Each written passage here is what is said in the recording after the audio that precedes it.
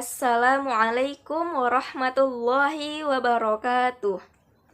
Perkenalkan, nama saya Nabila Aulia Putri, mahasiswa Universitas Islam Negeri Sumatera Utara Medan dari Fakultas Ilmu Tarbiyah dan Keguruan, Program Studi Pendidikan Bahasa Arab 2 Stambuk 2024 dengan mata kuliah Filsafat Ilmu. Pada kesempatan kali ini, saya ingin memaparkan materi bab 4 tentang memahami filsafat ilmu. A. Pengertian filsafat ilmu. Para ahli berbeda pandangan dalam mengartikan apa yang dimaksud dengan filsafat ilmu. Di antaranya, yang pertama, Peter Chaus.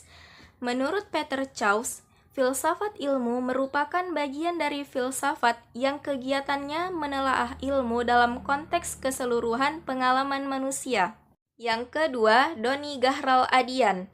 Menurut Doni Gahral Adian, filsafat ilmu sebagai cabang filsafat yang mencoba mengkaji ilmu pengetahuan dari segi ciri-ciri dan cara pemerolehannya. Dan yang ketiga, L. Whiteback. Menurut L. Whiteback, filsafat ilmu sebagai kajian dan evaluasi terhadap metode ilmiah untuk dapat dipahami makna ilmu itu sendiri secara keseluruhan. Dari beberapa pengertian tersebut dapat diambil kesimpulan bahwasanya filsafat ilmu merupakan sebuah kajian atau evaluasi atas penerapan metode ilmiah, penentuan sebuah argumentasi yang benar sebagai wadah untuk memberikan penilaian atas validitas sebuah ilmu. Berikutnya, B. Metodologi keilmuan. Thomas S. Kuhn menjelaskan bahwa penyebaran ilmu melalui naskah atau tulisan tidak lepas dari peran para ilmuwan atau skientis itu sendiri, karena setiap skientis selalu menulis apa yang mereka temukan dan selalu mengaitkannya dengan kondisi setempat. Dengan demikian, naskah atau tulisan yang dihasilkan oleh para ilmuwan memberikan berbagai macam tanggapan di dalamnya, di mana memunculkan dua macam pandangan, yaitu yang pertama, pandangan dari luar. A. Pengertian subjektif. Ilmu menjadi sebuah pengetahuan yang sistematis, yaitu tidak semua orang mengerti atau memahami dalam sebuah bidang atau disiplin keilmuan. B. Pengertian objektif. Izam Fautanu menjelaskan bahwa ketika ilmu diartikan dalam pengertian objektif, maka ilmu bukanlah sebuah pengetahuan, melainkan sebuah kerangka dari kalimat-kalimat atau rumusan objektif. Yang kedua, pandangan dari dalam. Pandangan dari dalam adalah suatu kegiatan keilmuan yang dapat dilaksanakan dengan dua cara. Yang pertama, dengan bersikap lebih reseptif terhadap ilmu, sehingga paling tidak orang selalu berusaha secara sungguh-sungguh untuk memperoleh pengetahuan dari ilmu. Dan yang kedua, dengan bersikap lebih aktif, yaitu mengambil bagian lebih produktif dalam rangka menciptakan dan mengembangkan sesuatu. Kemudian C. Landasan pengembangan filsafat ilmu.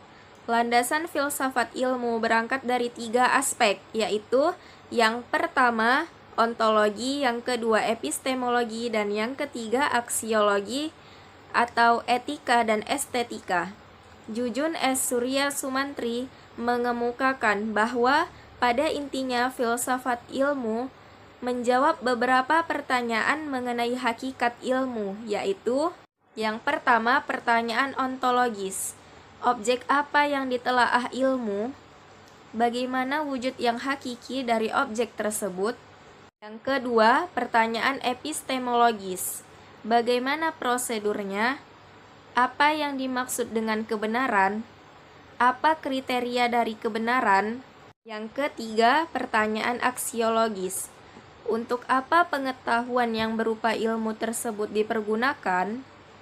Kemudian D. Manfaat mempelajari filsafat ilmu. Filsafat ilmu pada hakikatnya mempelajari ilmu untuk menjelaskan hakikat ilmu yang mempunyai banyak keterbatasan. Oleh karena itu, terdapat beberapa manfaat dalam mempelajari filsafat ilmu, di antaranya yang pertama, melatih berpikir radikal tentang hakikat ilmu. Yang kedua, melatih berpikir reflektif dalam lingkup ilmu. Yang ketiga, menghindarkan diri dari memutlakkan kebenaran ilmiah. Dan yang keempat, menghindarkan diri dari egoisme ilmiah. Kemudian ruang lingkup kajian filsafat ilmu. Ruang lingkup kajian filsafat ilmu mengalami perkembangan seiring perkembangan zaman.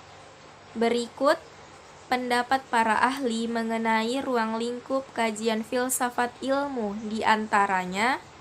Yang pertama, Edward Madden. Beliau menyatakan bahwa lingkup kajian filsafat ilmu di antaranya yang pertama probabilitas, yang kedua induksi, dan yang ketiga hipotesis. Yang kedua, Schaeffer. The Role of Science in Society. The World Picture by Science. The Foundation of Science. Jadi, ruang lingkup kajian filsafat ilmu adalah membahas secara mendalam atau komprehensif mengenai ilmu pengetahuan yang meliputi metode ilmiah, cara berpikir ilmiah, dan lain sebagainya. Dan yang terakhir, metode filsafat ilmu.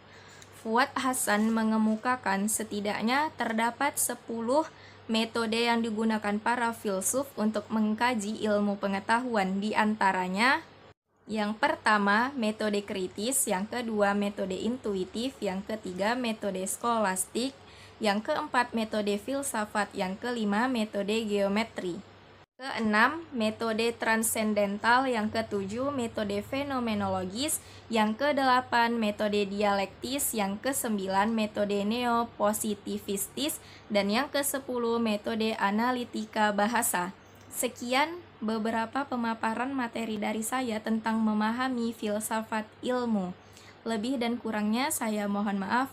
Wassalamualaikum warahmatullahi wabarakatuh.